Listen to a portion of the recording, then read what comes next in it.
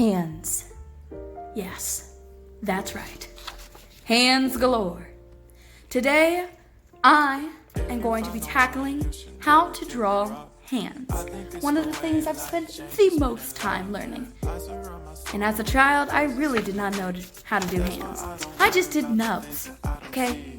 I understand the pain of learning how to do hands. So, I decided I'd make this video. For the first thing you're gonna need is paper. Any type of sketchbook or just regular printer paper, and a pencil or a pen. If you really are that confident and you wanna go at it head on, you can get a pen, but I stick with my eraser and my pencil. The first thing you're gonna do is draw a box, like a square. Depends what angle you're doing it, well, whether you'll make it more rectangular, but you start with a square. And then you do the circle for the thumb, because there's a little bit of a bulge where your thumb muscles are. So you're gonna have that plus 2 rectangles. The top one's a little shorter because it's not as long as the muscle, the phalange going towards it. And then you're going to do like a little mitten. The mitten's only used when you have your fingers together, so the mitten's not very helpful for any other thing except the front view and the back view of the fingers together.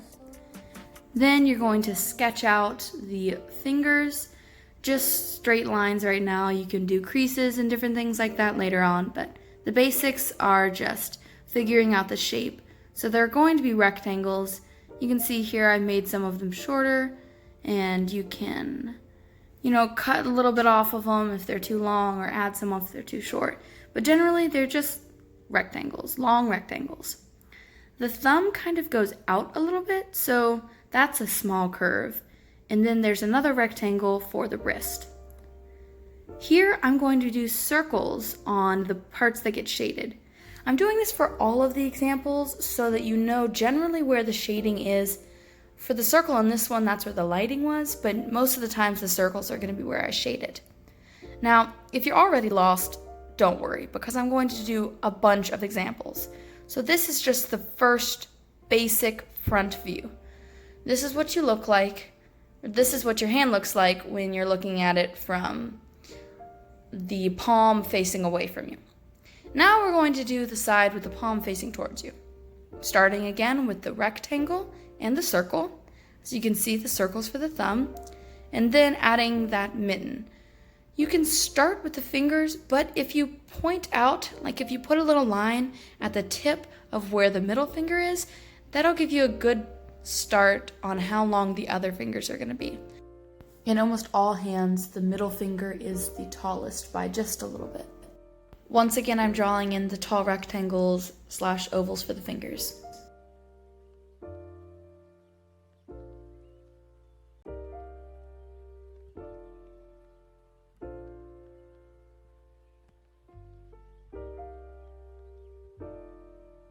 So here you're going to have a little loop, like a little dip from where the thumb connects to the pointer finger, because there's a little bit of a spacing between the next finger. And it's okay to make them shorter or longer. If you mess up or you just want to erase some of those lines you started at the beginning, go for it. Like the box and the circles that you put, you can totally erase those, or you can just shade over them. Most people have a little M, so I drew this little M. It just helps me think of where the hand goes when it wrinkles. And then once again, you're seeing me shading with those circles. The palm view has a lot going on, but you can really simplify it to the joints and where the thumb connects to the pointer finger. Those are some of the most important parts, because then you know that it's the palm view. And if you just put a few slight lines distinguishing between that, maybe make them darker so that you can tell that they're different from the front view. I don't exactly know how to explain it, but you can just follow along and try to practice these as well. And if you need to pause it, totally go for it. So I've kind of shown you the basic ways I draw the front and the back view, but I want to dive into something a little more complicated. So this is kind of the view. You can't see on my hand. Terrible camera angle, I know. But first we're going to do the box, and this time it's more sideways, so it's longer, and then I start with the thumb. It's best, well, in my opinion, to start with the thumb because it'll help you decide how long the fingers are going to be in proportions. So this view is kind of weird. The fingers are kind of curling in a little bit as it gets farther to the pinky. So as I'm drawing, instead of doing singular rectangles, I've started doing 3 rectangular chunks per finger, and sometimes rounding them off depending on the way you're looking at it. So as you can see here, the ring finger, the tip of it is a little more rounded because the angle is a little more pointed down. So you see the curve more than you see the rectangle. And here I'm doing a guideline because my wrist got messed up for this. If you do a guideline from your middle finger down, there is a great way to point out where the wrist is going to be. So you want to make it equal distance from the line that you've put in the middle. I know that I've said a lot, and it's probably confusing, and that's totally okay. You can watch through this a few times, or you can practice, but the best way that I found to practice is to look at your own hand, the one you're not drawing with, and just try to pick simple poses. In this particular pose that I've chosen, it's simple because the fingers don't yet overlap, but the shading's a little more complicated because the way that my light was shining, it was coming from the other side, and so from the bottom up. And because of the lighting, you have to remember that each finger casts a shadow onto the next finger. So there's these little shadows on the sides. And some of the fingers, like the middle finger, will have heavy shadow on the top or on the bottom and no shade on the other side of the finger, just because it usually sticks out a little more, and when it sticks out, it has more light pointing on it. You can do light shading. I prefer to have a variance of light and dark, and a rule of thumb for shading is your lightest dark should be darker than your darkest light. The next pose that I'm doing is a closed hand. It's not quite a fist, but you can still see all the nails. What I do is I start with the rectangle as usual, and then do the wrist and the circle. That's part of the thumb. Now most of this circle is going to be covered by the top of the mitt. The next thing you're going to do is finish off the thumb with the curved top, and then draw in the mitt. It doesn't cover all of the rectangle, but about 2/3 of it. There's a little bit of a wrinkle on the side where the pinky is folded over because you're still able to see the pinky. Then adding the fingers is just like the other ones, except you don't have to do the 3 blocks.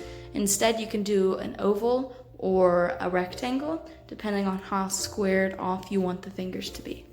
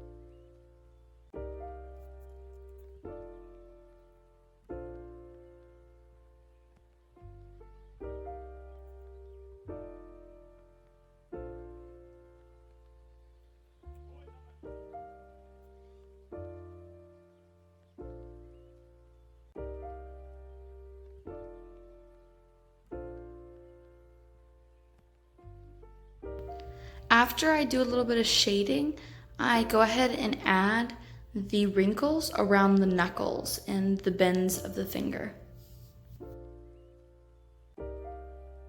When shading the thumb, it's important to have the direction of the shades going in the right way. So here I've put a little arrow to show generally where the wrinkles are going and then where you should draw the shading. It gets darker towards the bottom as the bulge where the thumb comes out is a little bit bigger. The next position we're going to do is a little bit more complicated because it deals with shading a little bit more. It's palm up and the fingers are curled in a little bit. This position is great to practice so that you learn perspective. So for the square, it's a little more of a trapezoid. So the sides go in a little more at the bottom. I put the circle and then I put the rectangle for the thumb. Just basic outlines for where everything is going to be. And then I drew the wrist on. The first thing I did was the square, and then as you can see, the rectangles for the fingers are a lot shorter and stubbier at the tips because of the way that the fingers curl in towards the palm.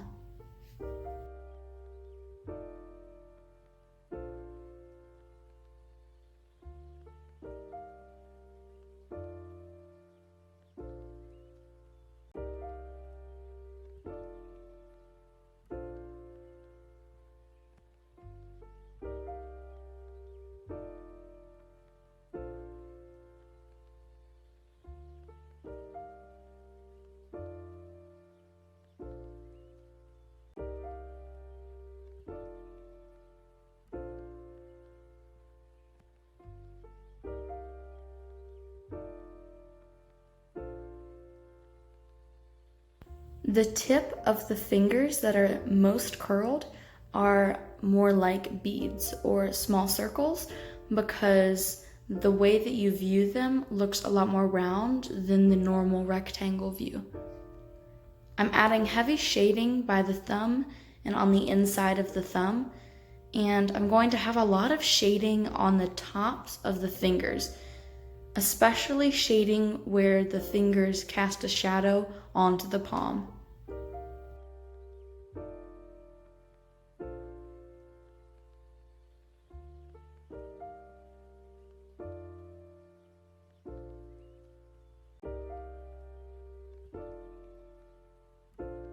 In the picture that I was using, the middle finger was the darkest, and for the creases where the phalanges meet, it's kind of like a raisin. Think of what a raisin looks like, or the beginning of an eye. Just a few lines, very thin and kind of wispy, that define where the joints are.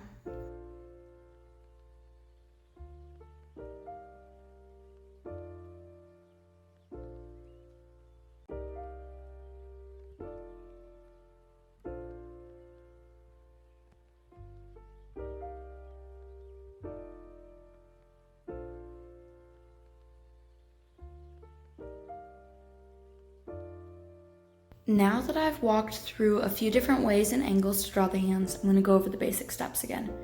You start with a square or rectangle, then you do the circle, the bulge, that's the base of the thumb. Then you do the rectangle that is the top of the thumb. And then you do the fingers, which can vary upon the angle you're looking at them. So usually it's a rectangle or small rectangles put together, showing where the joints are. Then you can do the wrist, which is usually not the same thickness as the beginning square. It's usually a little bit thinner. And then the next thing that you're gonna do is shading. And shading, you want to have the direction of the shade in the right way. So it all depends on what kind of picture you're looking at. You don't have to do shading in all your hands, but usually when you do shading, it gives better proportions. If you found the one, you should never give her up. I think it's the way life changes when in love, yeah. I surround my soul with the positivity. I hope this video helps you guys conquer hands. Have a nice day, and thank you guys so much for watching. I think